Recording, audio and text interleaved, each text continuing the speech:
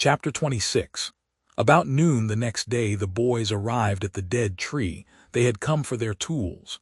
Tom was impatient to go to the haunted house. Huck was measurably so also, but suddenly said, "Looky here, Tom, do you know what day it is?" Tom mentally ran over the days of the week, and then quickly lifted his eyes with a startled look in them. I never once thought of it, Huck." "Well, I didn't either, but all at once it popped onto me that it was Friday." "Blame it, a body can't be too careful, Huck. We might 'a' got into an awful scrape, tackling such a thing on a Friday." "Might better say we would. There's some lucky days maybe, but Friday ain't. Any fool knows that. I don't reckon you was the first that found it out, Huck." "Well, I never said I was, did I? And Friday ain't all neither. I had a rotten bad dream last night, dreamt about rats." "No, sure a sign of trouble." "Did they fight?" "No." "Well, that's good, Huck. When they don't fight it's only a sign that there's trouble around, you know.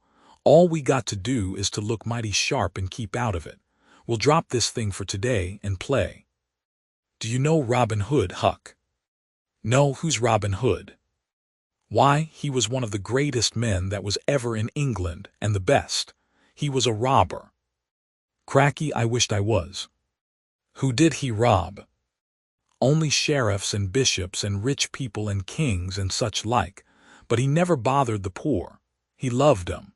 He always divided up with 'em perfectly square." "Well, he must 'a' been a brick." "I bet you he was, Huck." "Oh, he was the noblest man that ever was. They ain't any such men now, I can tell you. He could lick any man in England with one hand tied behind him, and he could take his yew-bow and plug a 10-cent piece every time, 1.5 miles. "What's a yew-bow?" "I don't know. It's some kind of a bow, of course, and if he hit that dime only on the edge he would set down and cry and curse. But we'll play Robin Hood, it's nobby fun. I'll learn you." "I'm agreed." So they played Robin Hood all the afternoon, now and then casting a yearning eye down upon the haunted house, and passing a remark about the morrow's prospects and possibilities there. As the sun began to sink into the west, they took their way homeward athwart the long shadows of the trees, and soon were buried from sight in the forests of Cardiff Hill. On Saturday, shortly after noon, the boys were at the dead tree again. They had a smoke and a chat in the shade, and then dug a little in their last hole, not with great hope, but merely because Tom said there were so many cases where people had given up a treasure after getting down within 6 inches of it, and then somebody else had come along and turned it up with a single thrust of a shovel. The thing failed this time, however, so the boys shouldered their tools and went away feeling that they had not trifled with fortune, but had fulfilled all the requirements that belong to the business of treasure hunting. When they reached the haunted house, there was something so weird and grisly about the dead silence that reigned there under the baking sun, and something so depressing about the loneliness and desolation of the place, that they were afraid for a moment to venture in. Then they crept to the door and took a trembling peep. They saw a weed-grown, floorless room, unplastered, an ancient fireplace, vacant windows, a ruinous staircase, and here, there, and everywhere hung ragged and abandoned cobwebs. They presently entered softly, with quickened pulses, talking in whispers, ears alert to catch the slightest sound, and muscles tense and ready for instant retreat. In a little while familiarity modified their fears, and they gave the place a critical and interested examination, rather admiring their own boldness, and wondering at it too. Next they wanted to look upstairs. This was something like cutting off retreat, but they got to daring each other, and of course there could be but one result. They threw their tools into a corner and made the ascent. Up there were the same signs of decay. In one corner they found a closet that promised mystery, but the promise was a fraud. There was nothing in it. Their courage was up now and well in hand. They were about to go down and begin work when— "S.H.," said Tom. "What is it?" whispered Huck, blanching with fright. "S.H., there, hear it." Yes, oh my, let's run. Keep still, don't you budge. They're coming right toward the door. The boys stretched themselves upon the floor with their eyes to knotholes in the planking and lay waiting in a misery of fear. They've stopped. No coming. Here they are. Don't whisper another word, Huck. My goodness, I wish I was out of this. 2 men entered. Each boy said to himself, "There's the old deaf and dumb Spaniard that's been about town once or twice lately, never saw t'other man before." T'other was a ragged, unkempt creature, with nothing very pleasant in his face. The Spaniard was wrapped in a serape. He had bushy white whiskers, long white hair flowed from under his sombrero, and he wore green goggles. When they came in, T'other was talking in a low voice. They sat down on the ground, facing the door, with their backs to the wall, and the speaker continued his remarks. His manner became less guarded, and his words more distinct as he proceeded. "No," said he, "I've thought it all over and I don't like it. It's dangerous." "Dangerous," grunted the deaf and dumb Spaniard to the vast surprise of the boys. "Milksop." This voice made the boys gasp and quake. It was Injun Joe. There was silence for some time. Then Joe said, "What's any more dangerous than that job up yonder, but nothing's come of it." "That's different, away up the river so, and not another house about. 'Twon't ever be known that we tried anyway, long as we didn't succeed." "Well, what's more dangerous than coming here in the daytime? Anybody would suspicion us that saw us." "I know that. But there warn't any other places handy after that fool of a job. I want to quit this shanty. I wanted to yesterday, only it warn't any use trying to stir out of here, with those infernal boys playing over there on the hill right in full view." Those infernal boys quaked again under the inspiration of this remark, and thought how lucky it was that they had remembered it was Friday and concluded to wait a day. They wished in their hearts they had waited a year. The 2 men got out some food and made a luncheon. After a long and thoughtful silence, Injun Joe said, "Look here, lad, you go back up the river where you belong. Wait there till you hear from me. I'll take the chances on dropping into this town just once more for a look. We'll do that dangerous job after I've spied around a little and think things look well for it. Then for Texas. We'll leg it together." This was satisfactory. Both men presently fell to yawning, and Injun Joe said, "I'm dead for sleep. It's your turn to watch." He curled down in the weeds, and soon began to snore. His comrade stirred him once or twice, and he became quiet. Presently the watcher began to nod. His head drooped lower and lower. Both men began to snore now. The boys drew a long, grateful breath. Tom whispered, "Now's our chance come." Huck said, "I can't. I'd die if they was to wake." Tom urged. Huck held back. At last Tom rose slowly and softly and started alone. But the first step he made wrung such a hideous creak from the crazy floor that he sank down almost dead with fright. He never made a second attempt. The boys lay there counting the dragging moments till it seemed to them that time must be done and eternity growing gray, and then they were grateful to note that at last the sun was setting. Now one snore ceased.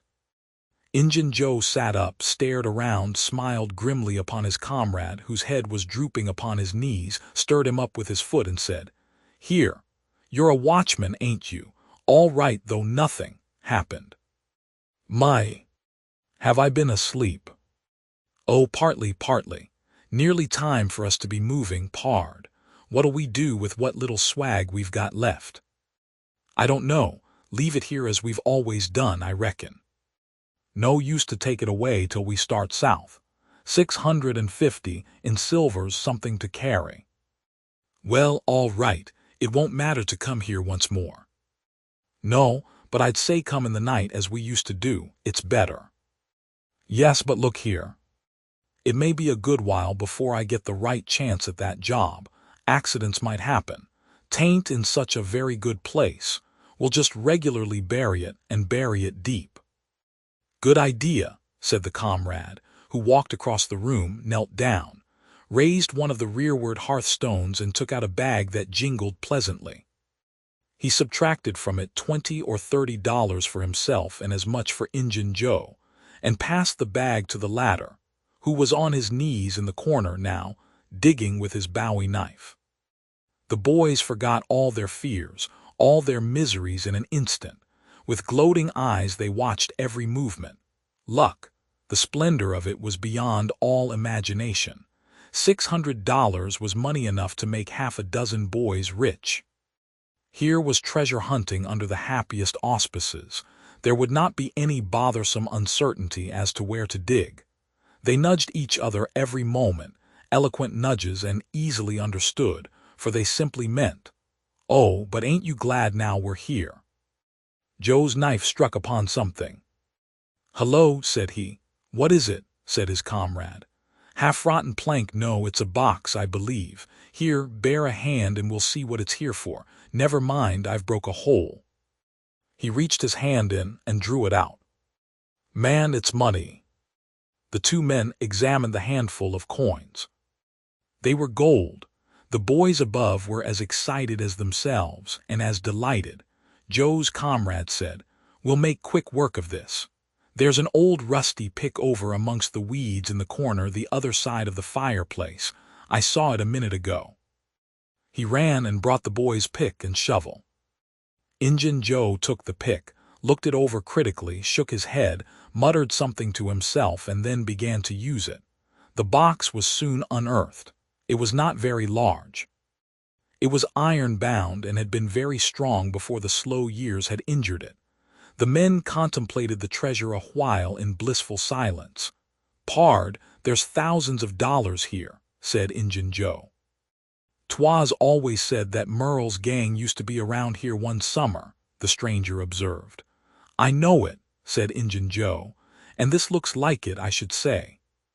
Now you won't need to do that job." The half-breed frowned, said he. "You don't know me, least you don't know all about that thing. 'Tain't robbery altogether, it's revenge," and a wicked light flamed in his eyes. "I'll need your help in it when it's finished, then Texas. Go home to your Nance and your kids, and stand by till you hear from me."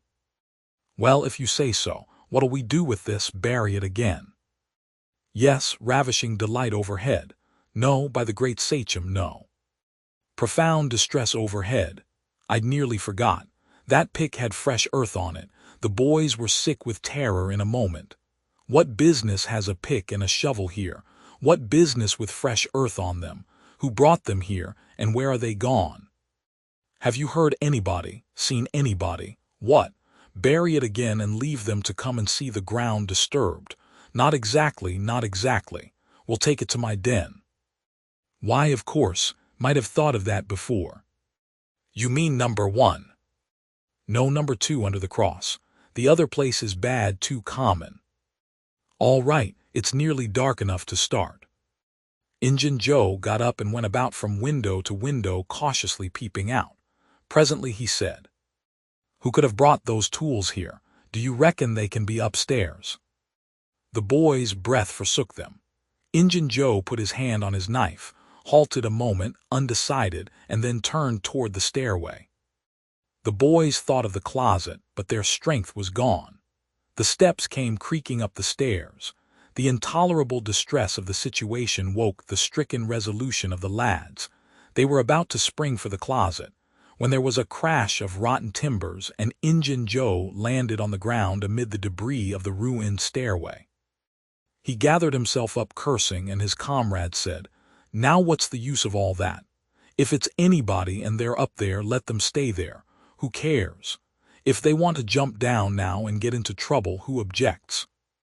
It will be dark in 15 minutes, and then let them follow us if they want to. I'm willing. In my opinion, whoever hove those things in here caught a sight of us and took us for ghosts or devils or something. I'll bet they're running yet." Joe grumbled a while.